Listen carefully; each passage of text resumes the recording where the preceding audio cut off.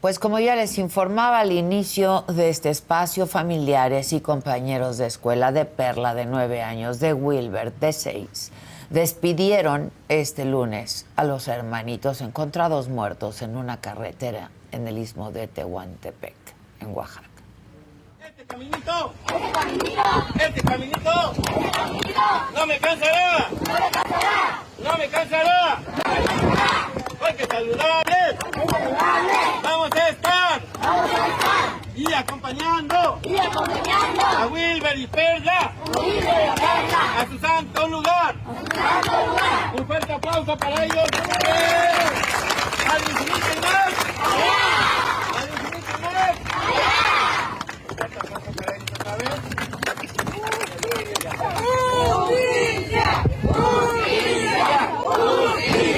¡Justicia!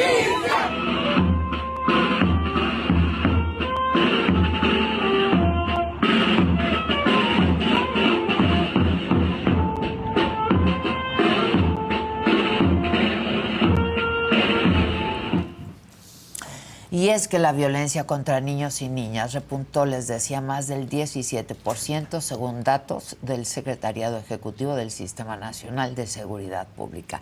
Y los 5 delitos que se cometen contra las infancias, los que más se cometen, porque no son los únicos, son corrupción de menores, extorsión, homicidio, lesiones y trata de personas. Esto reveló la organización Reinserta y por eso es que justamente invitamos a Saskia Niño de Rivera que nos acompañara esta mañana aquí. Gracias, Saskia. No, mi querida Adela, gracias a ti por invitarme. Qué historia, ¿no? Qué historias. Qué historias. En México sí. Todos los días asesinan 7 niños o niñas en nuestro país. Es un tema que se habla poco porque yo estoy convencida que en este país, si no es políticamente rentable, no es tema. ¿Cómo puede ser que maten 7 niños todos los días en este país? ¿Qué cosa? Y que no tengamos un gobierno, tanto federal como estatal, a nivel nacional, cuya prioridad sea la infancia. ¿Cómo puede ser que hablemos de la construcción de un México en paz cuando no estamos priorizando la infancia que estamos construyendo hacia el día de mañana? Los delitos son gravísimos. A ver, entendamos el delito de corrupción contra menores. Estamos hablando de niños y niñas prostituidos, niñas y niñas que son usados sexualmente. México tiene, Adela, las 3 ciudades más importantes del mundo en materia de pornografía infantil y prostitución infantil. Creamos el 60%. ¿Cuáles son? Cancún, Acapulco, Tijuana y Guadalajara se están como peleando el lugar. ¿Qué quiere decir esto, Adela? Que vienen muchos extranjeros, especialmente gringos y europeos, a México, a este tipo de turismo particularmente, al tema de la prostitución infantil. ¿Por qué? Por la impunidad. Porque se puede. Porque se puede. Exactamente, se puede llegar a Acapulco, lo hemos visto muchísimas veces, y decir quiero acostarme con un niño de 2, 3, 4, 5, 6 años, agarrar un avión de regreso a mi país, donde sea que vengo, y aquí no pasó absolutamente nada. Son temas súper dolorosos, y lo entiendo, pero pareciera de repente que el que sean temas dolorosos nos lleva a no hablar de ellos, y al no hablar de ellos estamos creando mucha más impunidad, claro, un área de oportunidad. Claro, es que es dolorosísimo esto. ¿Sabes? Es dolorosísimo, y esta cifra de un aumento de casi el 18% en materia de violencia contra menores también nos habla de otro tema, de la que es importante que mencionemos, que tiene que ver con el uso de los menores en materia de narcotráfico también. ¿A qué me refiero? Al reclutamiento infantil, algo que desde Reinserta hemos visto, y de hecho el año pasado sacamos un estudio de esto, y por primera vez el gobierno federal reconoce la problemática del reclutamiento infantil. Tiene que ver con cada vez son más chiquitos los niños que son usados dentro de la delincuencia organizada. Entonces, esta cifra de los 7 menores asesinados todos los días tiene mucho que ver con que inician en el narcotráfico a los 7, 8, 9 años, los niños, se les da un entrenamiento, porque ya no son halcones de andar en su bici y avisar por radio, sí, y ya, no, ya es sicariato. Entonces los introducen a las drogas. Se empiezan a consumir drogas en una edad... Desde los 7 años. 7, 8, 9, 10 años, en una edad donde el cerebro sigue en una formación importante de desarrollo. Entonces, ¿qué pasa? Que para los 14, 15, 16 años, estos niños ya y perdón que lo diga así, son prácticamente inservibles. Ya tienen un daño neuronal tan brutal y un trauma tan brutal que los terminan metiendo en estas como casas donde ahora se usan para desaparecer cuerpos con ácido, mutilarlos, Ay, etcétera. no. Y luego terminan volviéndose locos estos menores y terminan siendo ya una amenaza para el propio grupo, ¿no? Ya tienen información, ya saben qué onda, los terminan matando. De hecho, el INEGI sacó una cifra que es el promedio de vida de un niño sicario en nuestro país es de 3 años. Ay, Entonces, la cifra es terrible. Terrible. es estremecedor, ¿eh? Estremecedor. Parece una película del horror. Todavía no se puede controlar. Por ejemplo, en México tenemos muchos pueblos que aún el matrimonio forzado, que aún la Sí, virginidad de las por niñas... usos y costumbres y por... Pero es una locura el factor uso y costumbre. El uso y la costumbre es una excusa, y perdón que lo diga No así, puede pero es ir una a excusa. atentar contra los derechos de los niños. Pero ¿qué pasa cuando tú estás buscando la candidatura para ser gobernador o para ser alcalde de algún estado o algún municipio que tiene esta población? Pues sabes que no te metes, porque tú lo que quieres es ganar. Entonces, si te puedes escudar atrás de, pues es que son usos y costumbres, no son un uso y una costumbre que vendan a una niña de 9 años, a un señor de 50 años, o que el papá crea que es merecedor de la virginidad de una niña de 5, 6, 7, 8, 9 años. Los estudios han dicho lo contrario, la ciencia dice lo contrario, el trauma que se genera en niños que son abusados sexualmente en la infancia es brutal. De hecho, cuando hablamos de pedofilia, Adela, estudios determinan que el 70% de quienes son agresores sexuales contra menores fueron víctimas de violencia sexual también en la infancia. Entonces, A su vez. pero hay que hablarlo, ¿no? Pero luego cuando hablamos de pedófilos, pedófilos, no, de ellos no hay que hablar. No, sí hay que hablar de ellos, porque si no hacemos un entendimiento que el 70% de los agresores sexuales infantiles fueron abusados sexualmente, pero también no estamos haciendo nada por ayudar a la infancia en este país, ¿cuál es el México que esperamos el día de mañana? Sí. ¿Qué país vamos a dejar y qué generaciones estamos dejando? La normalización de la violencia, Adela, es un tema que tenemos que abordar desde un tema preventivo. ¿Qué está pasando con la infancia? En Reinserte estamos trabajando mucho con, por ejemplo, niñas y niños que vieron cómo asesinaron a sus mamás o a sus papás. Ellos estuvieron presentes cuando asesinaron a sus mamás y a sus papás en prisión, en su presencia. Que luego por eso el otro padre está en prisión, Claro. entonces están solos. ¿No? Pero, ¿y qué hacemos con esos niños? ¿Dónde van estos niños? El CEAF ha quitado todo tipo de presupuesto, el gobierno federal, para el centro de atención a víctimas. Entonces somos las organizaciones civiles, y digo esto con humildad, pero sí con mucha certeza, que solo las organizaciones civiles en este país están siendo quienes están respondiendo ante la salud mental de los niños que hoy están afectados por la normalización de la violencia. Tenemos que hablar de eso. En México pareciera que es como, ok, fue violado, perfecto, que pase por un proceso jurídico. Sí. Como si el proceso jurídico solito fuese suficiente para que ese niño el día de mañana esté bien. Ok, ya metimos a su agresor en la cárcel. Adela, ¿qué sigue? ¿Quién atiende el daño que ya tiene está ese hecho, menor? ya está hecho. ¿No? Es salud mental, es la importancia de la salud mental en niños que tienen normalizados la violencia.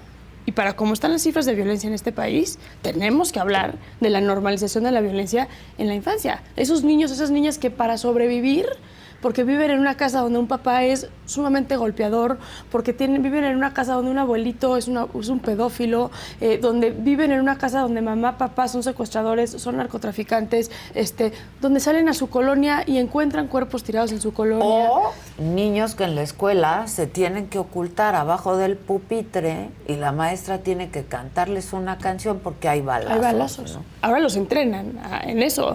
Hay escuelas, hay cárceles Claro. también que les entrenan, y hay simulacros de balazos. ¿Y Sí, qué hay que lo hacer? hemos Sí, transmitido, es la claro. locura. Y no nada más eso, Adela, pero otro tema que se está hablando poco y a mí me tiene muy preocupada es esto que ahora están haciendo la delincuencia organizada en meter drogas en dulces. Y cómo están usando a los niños para vender drogas en dulces dentro de las escuelas para enganchar a los niños en el consumo de las drogas desde una edad muy temprana. Cómo las escuelas están siendo usadas para que los niños que ya están involucrados en el narcotráfico escondan armas, escondan paquetes de droga, porque claro, en la escuela ¿quién se va a meter a buscar un paquete de cocaína? ¿No? Es que lo poco que se está haciendo mal, ¿no?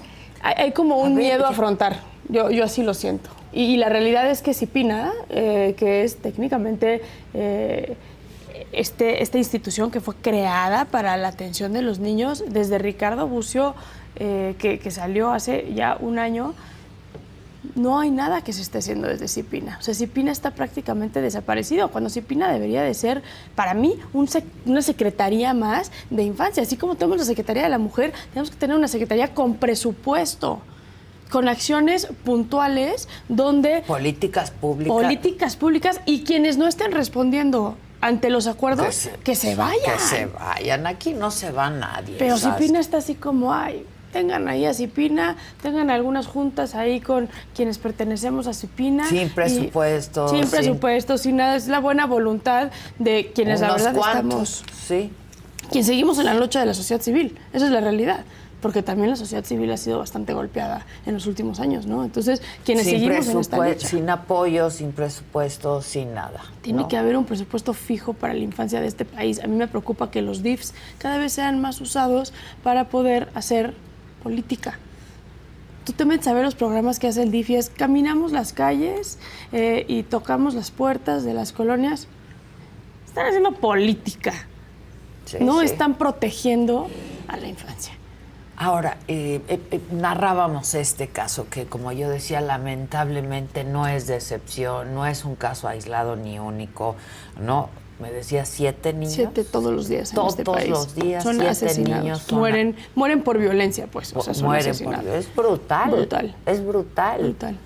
No, es una cifra muy delicada. Si hablamos, a ver, el tema de género, ¿no? Ahora que estamos a un par de días, son 11 mujeres todos los días. 11 mujeres todos los días, 7 niños todos los días. La diferencia es nada.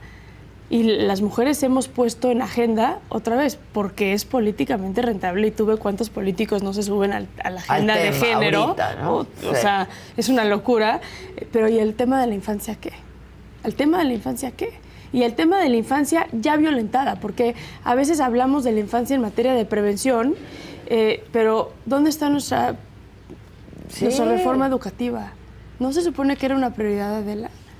Se desmoronó. Bueno, el presidente tantas veces ha dicho, ¿no?, que hay que ir al origen del problema. El origen del problema son los niños. El origen del problema, exacto. O sea, ese es el origen del problema. En México no tienes, en las escuelas, si bien existen las plazas de psicólogos, en México solamente el 18% de las escuelas de todo el país tienen un psicólogo de planta.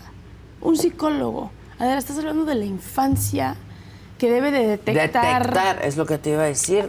Detectas. ¿Sabes qué hace la escuela? Tiene un problema. Los corren. Y se van a la calle. Se van a la delincuencia. Va a la delincuencia, porque el caso de Perla y de Wilber, ¿no? Estos 2 hermanitos. Mamá fuera de casa desde hace 3 años. El papá no se ocupaba. ¿Y estos 2 niños qué? Los dejan solos. Los dejan solos muchísimas veces. ¿Y cómo puede ser posible que 2 niños chiquitos, yo sabes dónde lo veo mucho? En la cárcel. De repente justo con lo que mamás... te iba a decir, porque tú trabajas pues mucho y pasas mucho tiempo con los niños. Con los niños. Y con las mamás. Y con las madres de presas. Justo ayer estaba yo en la cárcel y me contaba una mamá que fue sentenciada y me decía, es que mis hijos pues, están solos. Y yo, ¿cómo? Solo? ¿No? ¿Qué edad tienen? ¿No? 4, 6 y 8. ¿Cómo están solos? Sí, pues a mí me detuvieron, ellos estaban en una casa que pues las autoridades nunca han dado y la verdad yo tengo miedo que me los quiten. Entonces, y yo, pero ¿quién? No, pues la de 8 ayuda a los chiquitos. ¿Y cómo no hay un DIF, que hay toda una investigación detrás de decir, a ver, aquí hay niños por medio, vamos por los niños? Otro tema que es delicadísimo es cómo los niños son usados también luego en las detenciones de las mismas mujeres, generando trauma. No sé, la cantidad de mujeres... Bueno, yo ayer... ¿Cómo? Entran a la casa, hay una pésima investigación por parte del sistema de justicia penal, eso lo sabemos. Entonces, ¿qué necesitan? Pues declaraciones forzadas, ¿no?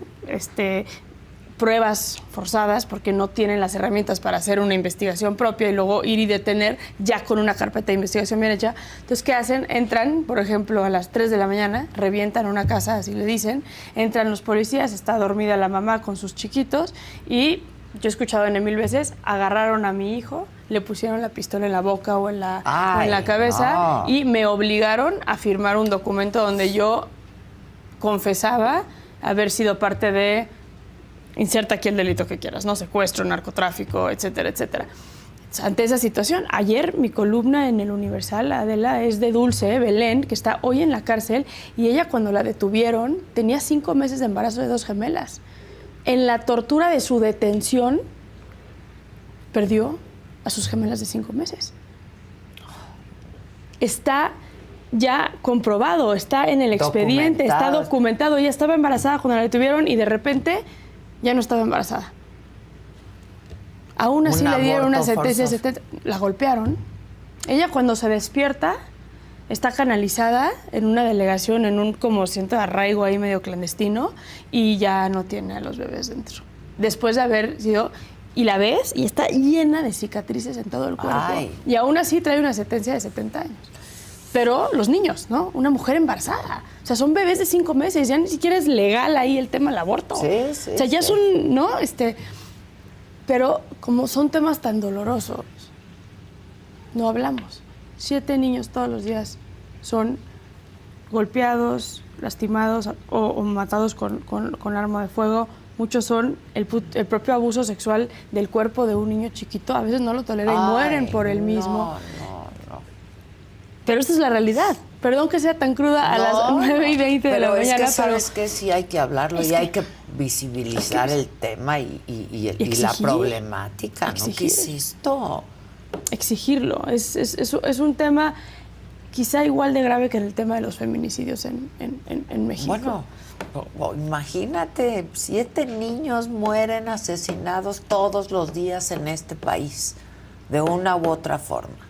Y muchas veces es por temas de violencia. Sí, es que mira, el trabajo infantil, la pobreza, la violencia, pues es la receta perfecta para... A ver, en México, para lo que está pasando, ¿no? La violencia sexual, el abuso. En México creamos el 60% del contenido pornográfico infantil que se consume en todo el mundo. Se crea en México el 60%. El 60%. De las cifras de personas desaparecidas en el país, casi el 30% son menores de edad, de personas desaparecidas. O sea, hablamos de 128,000 personas desaparecidas en México. Sí, el 30% de ellas son menores de edad. ¿Dónde están estos niños? Se los llevan, es un tema de trata. Aquí lo acabamos de ver. Sí, es un tema de trata. Es un tema de trata. Claro. Y se los llevan a otros países. ¿Pero por qué México? Porque la impunidad, Adela. Porque la impunidad, porque se puede. Porque nadie se está ocupando de esto. A ver, decíamos estas cifras, ¿no? Que ha aumentado la violencia a los niños o el asesinato a niños en un 18%. Prácticamente. ¿Cómo trabajan y cómo trabajaban antes las organizaciones civiles como la tuya? ¿Llevas cuántos años? 10 años en el tema, Saskia. Pues con los gobiernos para que pues, se creen políticas públicas conjuntas. Y ahora, ¿con quién tratan? Nosotros algo que hacemos mucho es trabajamos con senadores. Alguien que siempre nos ha abierto las puertas, por ejemplo, es Josefina Vázquez Mota, que es presidenta de la Comisión de Niñas, Niños y Adolescentes en el Senado de la República. Patricia Mercado, que también siempre está gran aliada empujando, del tema, gran aliada del tema. Kenia López, que también trae ella la presidencia de la Comisión de Derechos Humanos. Pero también mi sensación y algo que yo les digo ya todo el tiempo es, somos el país de las políticas públicas y de las leyes. Y luego, puras leyes muertas, claro. A ver, CIPINA está prácticamente desaparecida y es el único organismo realmente que tenemos a nivel federal que está para proteger. Somos tan arcaicos, Adela, que en este país no se puede legislar que quien esté encabezando un DIF no sea por default la esposa de quien elegimos. Claro. Es que es tan arcaico, es como ese pensamiento. Debe de contratarse alguien, tiene que ser alguien una con las secretaría, credenciales. claro. No, oye, es que yo soy diseñadora de modas y resulta que me enamoré del que el que ahora es gobernador y ahora traigo Me esta ocupo del chamba. DIF. ¿Pero por qué? ¿Por qué es esa mentalidad? O sea, hay que analizarla. La mentalidad es, porque mujer, ¿no? Entonces, naturalmente, mujer, maternidad y, pues ahí, ¿no? Que se ocupe El de tema llevarle social, juguetitos a los niños y el tema social. 7 niños asesinados todos los días en este país no es un tema social. No, y no es de juego, no es un juego. Pero ni siquiera podemos legislar que en este país no se dé que por default una mujer que es esposa de alguien que se eligió por votos sea quien encabeza. Puede no querer, punto. Pero es que no puede quedar en el criterio de esa persona. Tenemos el caso de Nuevo León. Mariana, por ejemplo, Rodríguez Cantú, que es una mujer brillante que decidió... Y muy comprometida, muy... ella no es directora del DIF. Ella no es. Ella entró y dijo, yo me dedico a temas que tienen que ver con maquillaje, con influencia. O sea, yo hago otras cosas. Yo de esto no sé mucho, me voy a comprometer honorariamente, ¿no? Claro, porque tengo la fortuna de estar casada con el gobernador. Quien hoy es el gobernador. Claro, pero quien está en la dirección es Gloria, es una mujer increíble que lleva años en el sistema y que está... Pero porque Mariana tiene el criterio de decir, yo no soy quizá la mejor, que lo argumentaría porque ha hecho cosas impresionantes. Es una fregona, la neta. Pero no puede quedar a criterio.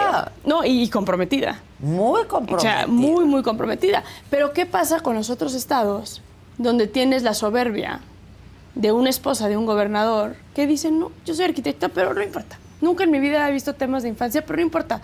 Como soy la esposa del gobernador, yo voy a encabezar el DIF. Eso no debería de estar a criterio de quien le toca eso. Legislativamente, eso hay que deshacerlo. Es de los años 30. Y eso aunado a que el DIF nunca tiene presupuesto. Y luego súmale que no tiene Porque presupuesto. no les parece un tema relevante, rentable, ¿no? Es que en México, si no es política, si no votas, te ignoran. Entonces, pues, ¿los niños qué? Pues ellos no votan. Entonces, mejor me voy por temas que son más... Este país, el hecho de que la seguridad esté tan politizada es un problema. Pero vámonos a la base.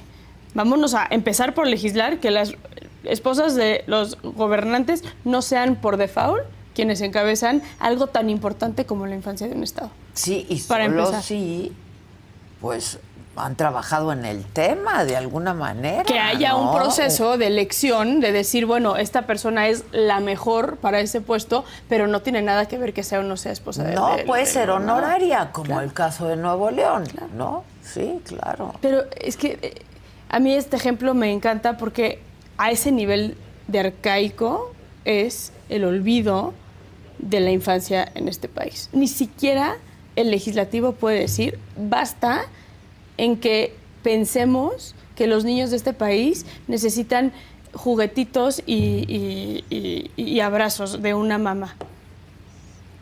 No, Sí, pues hoy no los la niños de este tienen, país no necesitan la- otra cosa. Sí. Tú vas a los DIFs, Adela, y es una vergüenza.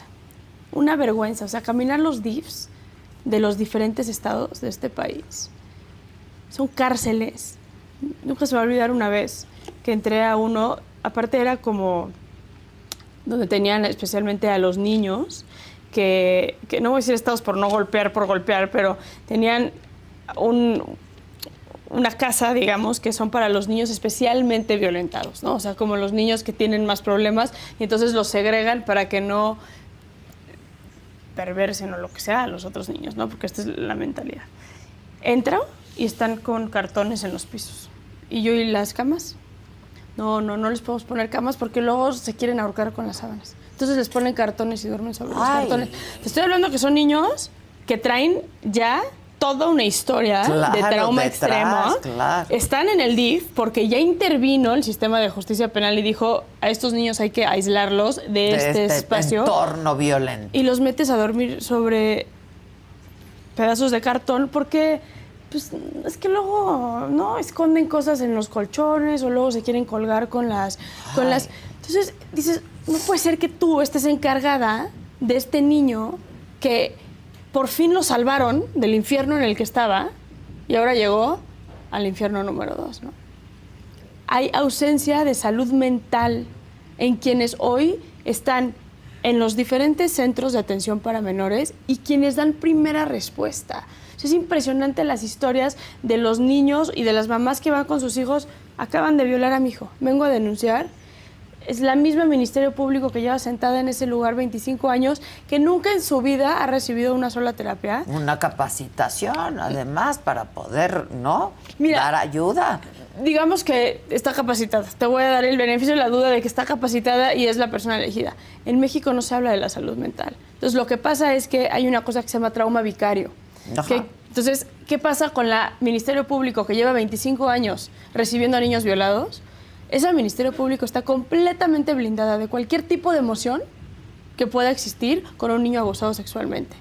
Y entonces, en el sistema burocrático se pierde y el maltrato viene del propio sistema. De esa mujer o ese hombre que es como, uy, no, tome asiento y al rato vemos... Es como con las mujeres también, es lo mismo, ¿no? Que con las mujeres. Es que no hay viene sangrando, no viene golpeada. Vaya. Claro, sí, es y al rato la eso, matan. Lo vicario, ¿no? Ya lo has oído durante 25 años y al rato la matan. Pero ¿quién habla de trauma vicario en el sistema de justicia penal? ¿Dónde está el presupuesto de salud mental para quienes hoy son las autoridades que dan primera respuesta a las víctimas de este país? Pues sí, no hay ni medicamentos, hombre.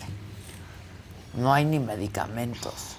Y por ejemplo, las organizaciones civiles trabajan entre ustedes. Nosotros sí, de hecho hay una organización que se llama Redim, que es la red que junta a las organizaciones que estamos trabajando a favor de la infancia en el país, y entre nosotros también luego es maravilloso porque nos mandamos casos, ¿no? Entonces, si a mí me lleva un caso de bullying, por ejemplo, que yo en la organización Reinserta únicamente veo delitos de alto impacto, entonces ya sé perfecto que le puedo hablar.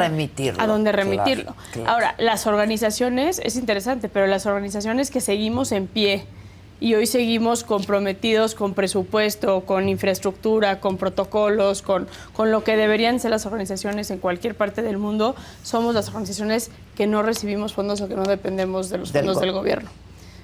Tenemos fondos internacionales, tenemos fondos... Es que el gobierno dejó de dar ese apoyo porque el presidente desde el día 1 dijo que no creía en estas organizaciones, ¿no? Y mira, hasta cierto... Hay de todo, claro. Sí. Quienes dejaron de operar porque ya no comían del gobierno, pues mira, está perfecto, porque al final sí creo...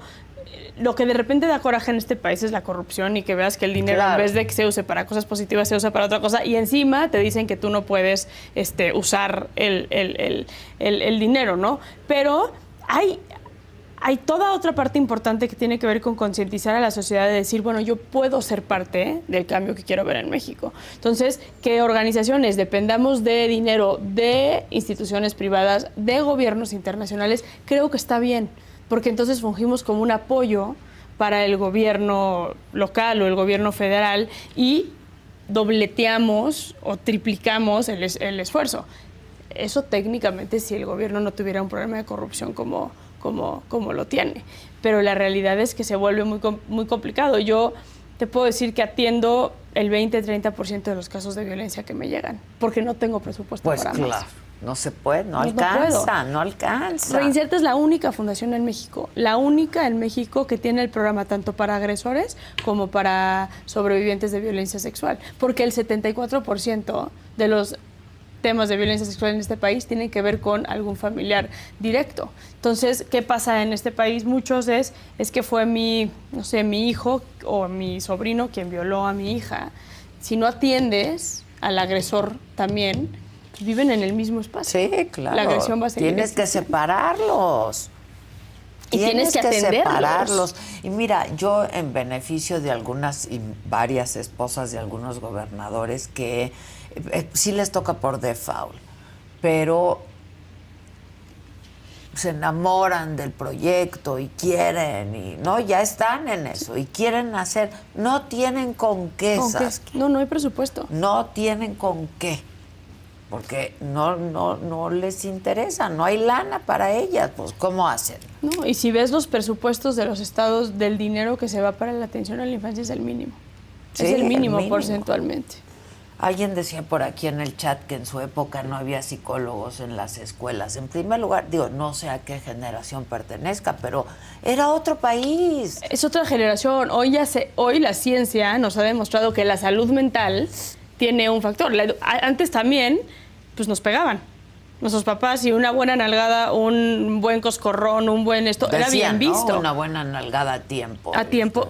Hoy está comprobado que los golpes a los menores, ¿no? Y sí, seguramente es una persona ya más grande, pero también es un país distinto. Es un país donde no había tecnología. Realidad distinta, claro.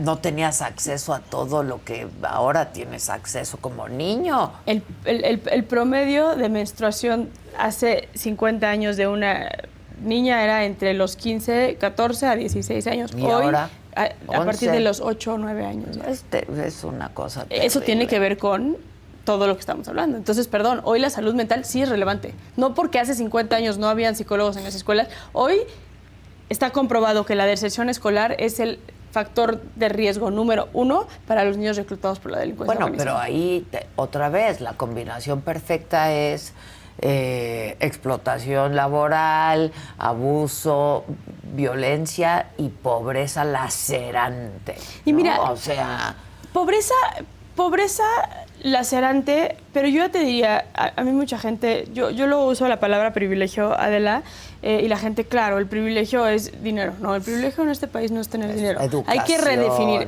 El privilegio en este país es, tengo un techo donde dormir, tengo una familia que me quiere y que me recuerda que me ama todos los días, donde no hay violencia, tengo la oportunidad de comprar un uniforme e ir a la escuela, no paso hambre, abro el refri de mi casa o llego a mi casa y hay 3 comidas al día. Eso es privilegio en este país, donde 68 millones de personas están en una situación de violencia extrema. Que debería de ser pobreza un extrema. derecho. Y ahora resulta que es un privilegio. Claro, y aquí en México hablamos de, claro, ella habla desde el privilegio porque, ¿no? Su color de piel o lo que sea. No, el privilegio en este país es quien tiene la oportunidad de comer 3 veces al día, quien tiene la oportunidad de meterle proteína a su cuerpo, quien tiene la oportunidad de ir a la escuela y quien tiene la oportunidad de que su papá no llegue a la casa todos los fines de semana y agarre de piñata a la mamá. Porque eso ya en este país se volvió privilegio. Entonces no es un tema de pobreza, no es un tema, no, es un tema de la suma de estos factores de riesgo y cómo estamos perdiendo a gran parte. 68 millones de personas en este país viven en situaciones de pobreza extrema. Eso quiere decir que mucha gente pasa hambre. No puede ir a la escuela porque no le alcanza para los útiles escolares, porque no tiene para ir o porque la escuela le queda 2-3 horas de la casa, ¿no? Entonces, a ver, redefinamos las cosas de las que hablamos, ¿no? Sí. Ahora, yo no sé, pero en esta administración has encontrado políticas públicas, o sea, porque siempre hablamos, hay políticas públicas, pero se convierten en letra muerta. En esta administración, ¿qué está pasando? Yo creo que en esta y en muchas, a ver, sí puedo decir que Cipina en administraciones pasadas tenía muchísimo más fuerza, porque al final Cipina es un tema de voluntad político. O sea, Cipina tendría la fuerza que debería de tener si el presidente de la República le diera a la infancia el lugar que merece. Me parece que el presidente tiene una perspectiva de que las mamás y las abuelitas cuiden de los niños, ¿sí? Y me lavo las manos y ahí se quedó. De los abuelos, ¿no? A ver, el tema de las guarderías fue una cosa brutal, ¿no? Y mira, yo te lo juro, soy apartidista y no tengo nada en contra de este gobierno o a favor. O sea, a mí me da igual. Yo juzgo por las cuestiones. En el tema de la infancia, en un país donde predomina el tema de las mamás solteras, no puedes cerrar las guarderías. No puede tu política pública ser que las abuelitas cuiden de los niños. O sea, entiendo el romanticismo político de pero ello. Luego las abuelitas pueden ser abusadoras o pueden ser violentas. O las abuelitas no están. No están. No están. O sea, tú escuchas, ¿qué hace una mamá que tiene que ir a trabajar para darle de comer a sus hijos y que no tiene con quién dejar al hijo y le cerraron las guarderías? Sí, ¿qué hace una mamá? Pueden ser madres solteras porque fueron madres a los 15 años y su madre tiene 35 y está trabajando. O la abuelita ya se murió, también puede ser. O la abuelita, o la mamá justo fue mamá a los 15 años, exacto, o a los 13 años, exacto, porque está en una situación tremenda de violencia, se sale de su casa y no tiene con quién dejar. Entonces, ¿qué pasa con esos niños? Los dejan solos. los dejan solos dentro de las casas. Porque también hoy ya no es como antes, donde los niños podían salir y jugar en la colonia sin ningún problema. Hoy las mamás tienen un miedo terrible de que los niños salgan a sus colonias, Claro. porque hay una presencia del narcotráfico y de la delincuencia organizada brutal. Entonces escuchas historias a diestra y a siniestra de yo o trabajo o cuido de mis hijos. Como tengo que trabajar para poder cuidar de mis hijos, pues los dejo encerrados en la casa. Con llave, con candados. Con cadena. No, con cadenas. Es terrible. Porque es paralelo, terrible. que hizo este gobierno también, pues canceló el tema de las escuelas de tiempo completo. Y estamos hablando de niños, pero luego los adolescentes, ¿no? O sea, todos cooptados por el crimen organizado, un número muy Medio importante. millón de niños en México están en riesgo o ya están en las filas del narcotráfico. Medio millón de niños, o sea, 500,000. Y no son cifras inventadas No. por ti ni por Reinserta, son pues, El registros oficiales. El mismo Durazo, cuando era secretario de Seguridad Pública, mencionó esta cifra. Y yo creo que incluso nos estamos yendo bajos, porque hay que hacer un análisis puntual de decir, bueno, cómo está el país en materia de seguridad, cuál es la normalización de la violencia y el acceso a la violencia que tiene la infancia, y ahí empezar a juzgar. Porque algo que no podemos hacer, porque donde me pegan más con este comentario que siempre hago es, no es cierto, las comunidades de internamiento para adolescentes en conflicto con la ley están prácticamente vacías en el país, no hay ni siquiera 2,000 adolescentes privados de su libertad. No, pregúntales, todos, absolutamente todos los detuvieron en algún punto de su vida y no los procesaron, porque a la policía le da flojera procesar a los menores de edad que cometen delitos. ¿Por qué? Porque la ley de adolescentes en conflicto con la ley es tan compleja que la policía dice, eres menor, te suelto. En la frontera, ¿sabes qué hacen los gringos cuando un menor de edad pasa droga? Le decomisan la droga y lo regresan a México. Es súper rentable. O sea, desde un modelo de negocios, para el narcotráfico es súper rentable en los menores de edad. Está terrible. Son manipulables porque son adolescentes, ¿no? Sí, claro. No hay penas más de 5 años. A la gran mayoría ni los procesan. Les conviene mucho. Los gringos te los regresan. O sea, es como... Es un no-brainer. Es un no-brainer. Y el gobierno le da igual. Entonces, pues... Sí, arrasemos. Sí. Oye, Saskia, yo me acuerdo que tú le diste seguimiento al caso de Tadeo. De Tadeo. ¿No? Este bebé que fue encontrado muerto en un penal en Puebla. Hace justamente un año, a principios del 2022 fue. ¿Qué el 10 de enero. con ese caso? Fue un caso brutal, porque fue un caso que nos pone la ingobernabilidad en los penales, y no nada más la ingobernabilidad, hablando de violencia de infancia, la vulnerabilidad en cual están los niños y las niñas que tienen de alguna manera contacto con el sistema penitenciario. Yo siempre, cuando no sabíamos lo que había pasado con ese niño que se usó por un tema de santería, lo sacaron de la Ciudad de México y se lo llevaron a Puebla, de hecho de un cementerio en Iztapalapa. Para mí lo primero que me alarmó cuando vi ese caso fue cuántos niños que visitan el penal de Puebla, de San Miguel en Puebla, pueden entrar y no salir. Porque si un niño ya entró y fue más fácil desecharlo en un bote de basura dentro del penal, quiere decir que hay un grupo de custodias, que no revisan quién entra y quién sale del penal, o les da igual, o están apalabrados, o no, vete a saber. Entonces, Tadeo fue un caso brutal porque estaba muerto, estaba en un basurero, se usó para santería, o sea, fue una cosa brutal. Pero estás hablando de un penal donde un niño pudo entrar y no salir. ¿Cuántos niños? En México, en promedio, hay entre 500 y 600,000 niños que visitan las cárceles regularmente. ¿Por qué? Porque mamá está en prisión, porque papá está en prisión, porque abuelita está en prisión. O sea, parte de su cotidianidad es entrar y salir de las cárceles. En México no tienes un solo penal. De hecho, Nuevo León acaba de anunciar que va a ser el primer estado que hace un área como tal, pero no tienes un solo penal que tenga un área donde tú dices, en caso de una emergencia, de un motín, puedo evacuar a los niños que están, que te puedo hablar que son hasta 500,000 niños, 2,000 niños que están en un reclusorio norte, por ejemplo, un fin de semana, un sábado, menores de 12 años. Y hay motines en los penales. O sea, eso es pan de todos los días, ¿no? En este país. Pero, ¿cómo? O sea, el niño entra, tú entras al reclusorio y los ves, están pues, ahí jugando mientras aquí están fumando piedra, y escuchas la conversación de aquí, están hablando justo de secuestro, de homicidio, de no sé qué. Yo entrevisté a varios niños sicarios, niños reclutados por el narco, y me tocó uno en especial que me voló la cabeza porque... ¿Ya en prisión?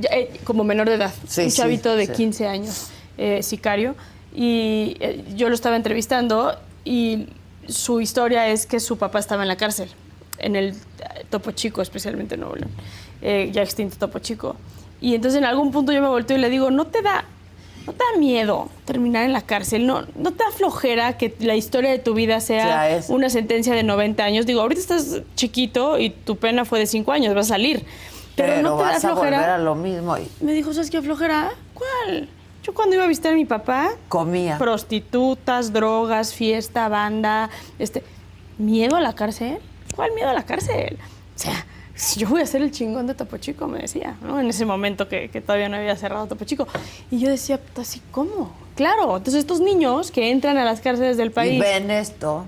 Y ven lo que ahora hemos visto, lo vimos en Chihuahua hace un mes, ¿no? Que se fugaron y mataron brutalmente a las autoridades. Jacuzzis, restaurantes, prostitutas, ahora hasta un gato sacaron que estaba tatuado, ¿lo viste? Un gato precioso, esfince, creo que le llaman, estos que no tienen pelo, tatuado, salió del penal de Juárez. O sea, hasta animal, todo. ¿Cómo vas a hablar de prevención en ese sentido, no? Estos niños te dicen, yo voy a ser el jefe y señor del penal. ¿Cuál miedo? Hijos, qué tristeza, la verdad, y qué dolor. Entonces, ¿Qué cosa? Pero hagamos políticas en ese sentido. O sea, protejamos a la infancia que está en el contacto con las cárceles del país. No solamente los que viven adentro con sus mamás, los que visitan todos los días. Claro, claro. ¿Quién va a ser el primer gobernante que alce la mano y diga, yo voy a implementar un modelo para esos niños? Porque eso es prevención secundaria. Son niños que ya están en contextos violentos. No estoy criminalizando y no estoy diciendo que un niño cuyo papá o mamá está en prisión va a ser un delincuente. Para nada pero estoy si diciendo su eso. entorno es violento, pues es muy difícil. Hay que meternos ahí. Está terrible. Es un tema infinito. ¿Qué se supo de Tadeo? ¿Quién está? ¿Qué? Se lo regresa. Reinserta apoyó a la familia. La familia me buscó a mí antes de que Barbosa sacara su famosa verdad histórica que iba a sacar. Y le regresaron a Tadeo a su familia, lo volvieron a sepultar, la familia ya no quiso saber nada de los medios de comunicación ni nada, les dieron un espacio en otro cementerio para que sepultaran a Tadeo. En México se pasaron algunas leyes que tienen que ver con regular los cementerios, porque es todo un negocio el tema de la santería en los cementerios y demás, y hay 21 personas privadas de la libertad en Puebla, que era todos los custodios y el personal administrativo que estaban en San Miguel y, pues toda una y están en proceso. Que también está mal, ¿no? No es eso que hizo Barbosa en ese momento de ahora detengan al 100% de las autoridades del penal, pues no, haz una investigación porque eso hace mucho México, ¿no? Ya metimos a todos a la cárcel.